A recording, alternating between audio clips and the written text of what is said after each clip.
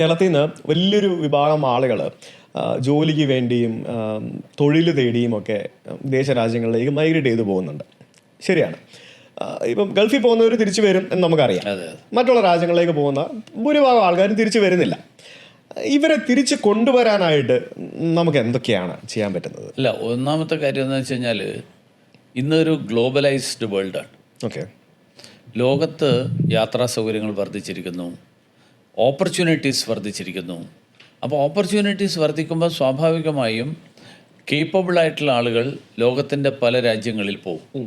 അവിടെ കൂടുതൽ better opportunities, better options, better revenues അത് യൂട്ടിലൈസ് ചെയ്യാൻ വേണ്ടിയിട്ട്. പക്ഷേ അങ്ങനെ പോകുന്ന ആൾക്കാർ അവർ നാടിനോട്, ജനിച്ച നാടിനോടുള്ള ഒരു കൂറും താല്പര്യവും ഒക്കെ പുലർത്താൻ പറ്റുന്ന വിധത്തിൽ നമ്മൾ കാര്യങ്ങൾ ഫെസിലിറ്റേറ്റ് ചെയ്യണം. അവരുമായിട്ടുള്ള റിലേഷൻ, അവരെ ഇവിടെ ഈ നാടിന് വേണ്ടി പ്രയോജനപ്രദമായിട്ടുള്ള കാര്യങ്ങൾ ചെയ്യാൻ പറ്റും. പിന്നെ അങ്ങനെ പോകാൻ വേണ്ടിയിട്ടുള്ള സ്കിൽസ് നമ്മൾ പ്രൊവൈഡ് ചെയ്യണം. ഇപ്പോൾ പോകുന്നതിനെ തടയുന്നതിൽ അർത്ഥമില്ല, തടയാൻ സാധിക്കില്ല. കാരണം talent will travel across the world.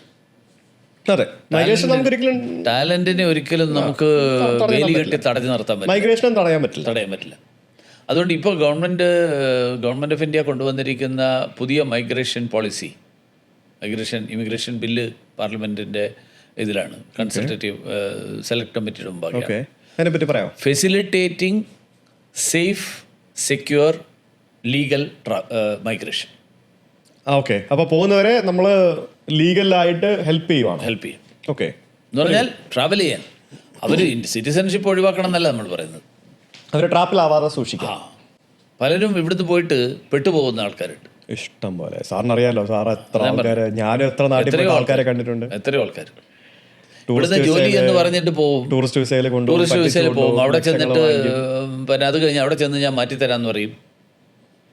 അത് നമ്മുടെ രാജ്യത്തിനകത്തുള്ള ചില എലിമെൻറ്റ്സ് അങ്ങനെ ചെയ്യുന്ന ആൾക്കാരുടെ ട്രാപ്പിലാണ് ഈ ആൾക്കാർ പെട്ടുപോകുന്നത്. അത് ഒഴിവാക്കാൻ വേണ്ടിയിട്ടുള്ള ഒരു പോളിസീസ്, ആ പോളിസിയാണ് നമുക്ക് ഇമിഗ്രേഷൻ ബില്ല്.